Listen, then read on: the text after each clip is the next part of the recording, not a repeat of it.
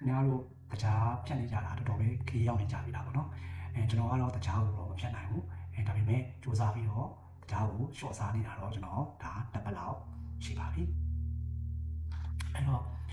တရားစားများရင်ပေါ့နော်ခဏကိုမှဘာဖြစ်မလဲပေါ့အဲ့တော့ဘာဖြစ်မလဲဆိုတော့တရားစားတာများရင်ကျွန်တော်တို့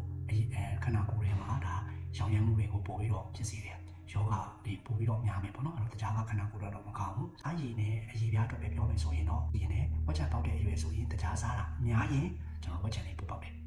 ပြီးတော့ကျွန်တော်တို့အရည်ပြားမှာအရေးကြီးတဲ့ collagen နဲ့ elastin တွေကိုဒီတရားတက်က glycation ဖြစ်စဉ်ကိုဖြစ်စေတယ်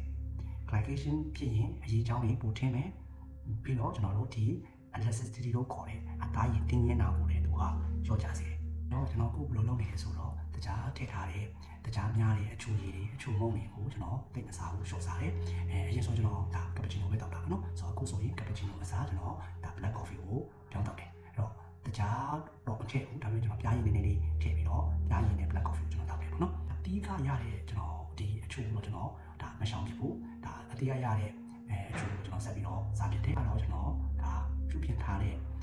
တရားနဲ့လောက်ထားတဲ့မုံတွေကိုပဲအဓိကအခုလက်ရှိတော့ short ဖြစ်ပါတယ်ဒါပေမဲ့ကျွန်တော်တို့တတိထားမယ့်အချက်တစ်ခုရှိတယ်အဲ့ဒါကကျွန်တော်တို့တရား short တာလွန်ခဲ့ရင်ဒါမှမဟုတ်ရင်ကျွန်တော်တို့ရုပ်တရက် short လိုက်တယ်ဆိုရင်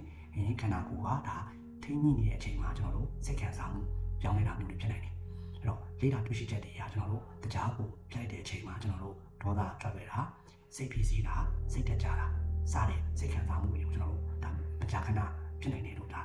တွေ့ရှိရပါတယ်အဲ့တော့ကျွန်တော်တို့ဘလို့အင်သွေးတင်နေဆိုတော့တရားကိုကျွန်တော်တို့ရုပ်တရက်ပြန်မဲ့အစားကျွန်တော်တို့ဖြည်းဖြည်းချင်းလျှော့စေချင်ပါတယ်